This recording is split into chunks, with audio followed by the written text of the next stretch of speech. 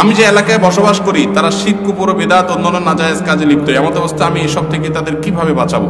আপনি বাঁচানোর জন্য মানুষকে কোরআন সুন্নাহর দিকে দাওয়াত দিবেন। সাধারণ মানুষ অতিরিক্ত ফতোয়া দেওয়া দেওয়ি করবেন না, দিয়ে এলাকার ভিতরে গন্ডগোল ফাসাদ বাধাই দিবেন না।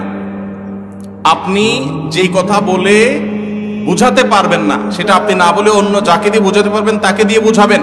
আর নিজে যতটুকু পারবেন শুধু ততটুকু বলবেন।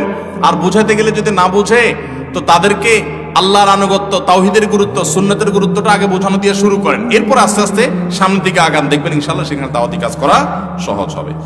সুদও খায়, ঘুষও খায়, আবার দান সদকাও করে, আবার মসজিদের সভাপতিও, নামাজ মাঝে মধ্যে পড়ে, তাদের আদর্শ কি? মসজিদ যারা পরিচালনা করবে, আল্লাহ রাব্বুল আলামিন কোরআনে কারিমে তাদের 4টা বৈশিষ্ট্য কথা বলেছেন। কয়টা বৈশিষ্ট্য লাগবে? ইন্নামা ইয়ামুরু মাসাজিদাল্লাহি মান আমানা বিল্লাহ ওয়াল ইয়াউমিল আখির।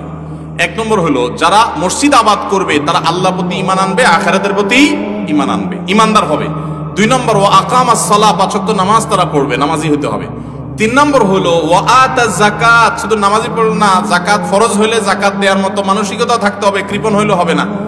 আর 4 নম্বর হলো ওয়ালাম ইয়াখশা ইল্লাল্লাহ, আল্লাহ ছাড়া কাউকে পরোয়া করবে।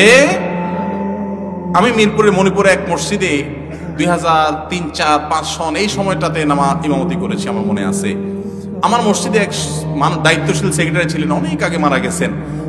আমার নিয়োগের দিন উনি আমাকে বলে দিয়েছেন, হুজুর আল্লাহ আমাকে যে ক্ষমতা, পাওয়ার, গ্রহণযোগ্য